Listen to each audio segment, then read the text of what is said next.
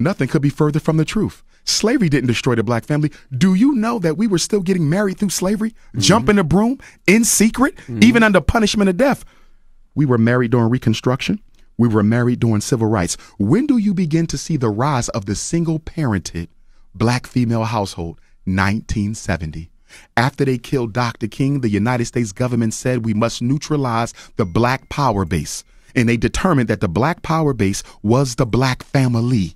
It was independent black skilled men and women who financed King, financed Mr. Garvey, financed Mr. Muhammad, financed SNCC and CORE, the Freedom Riders in the sit-in movement. So they said, if we want to crush the black struggle, we got to crush the black family. So guess what they did in 1970? King dies in 68. In 1970, they came into the black communities and deindustrialized our city centers. In 1970, they started shutting down the factories. Remember, up until the 50s and 60s, you didn't need a college degree to get a decent job. Many of us got grandparents who worked in factories their whole life and lived better lives than we're living now with 2 and 3 degrees. They could work in their same neighborhood, and everybody worked for the factory. Good retirement, pension, benefits, medical. They started shutting down the factories in 1970, and then they went into the high schools and did what? Started deindustrializing the inner city high schools. Up until 1970, you could graduate from almost any school in New York certified as a plumber, certified as an electrician, certified as a carpenter, auto body, brick mason, a welder. They took all those programs out. These are the skills that pays the bills, gentlemen.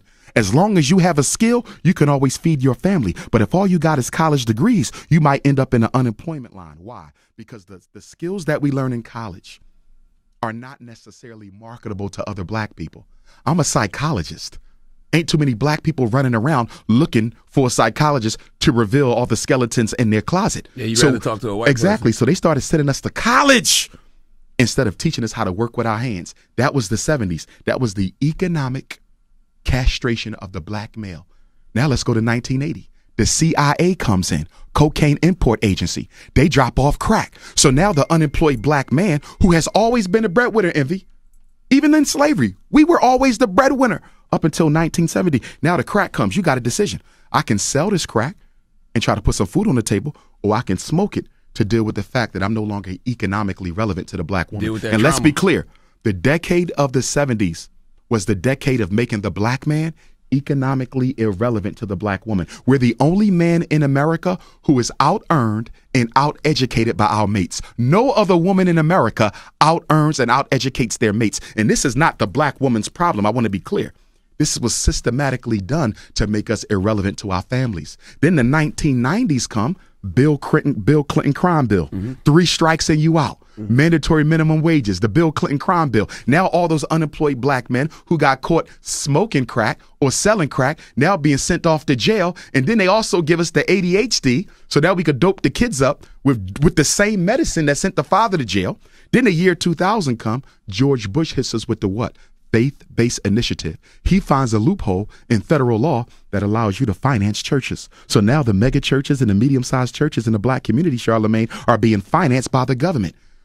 You think it's a coincidence, Envy, that you don't see no major churches involved in the miseducation movement? No major churches involved in the mass incarceration movement? Black No Lives major Matter. churches involved in police genocide? Yeah. No major churches involved in poverty? Where is the black church in 2017 when it comes to black people issues? They're missing in action because they're being paid by the government to stay out of the struggle. And that's why it's called faith-based initiative. Your pastor is the new FBI agent. Wow. Well, where you gonna tell me you gonna be tonight?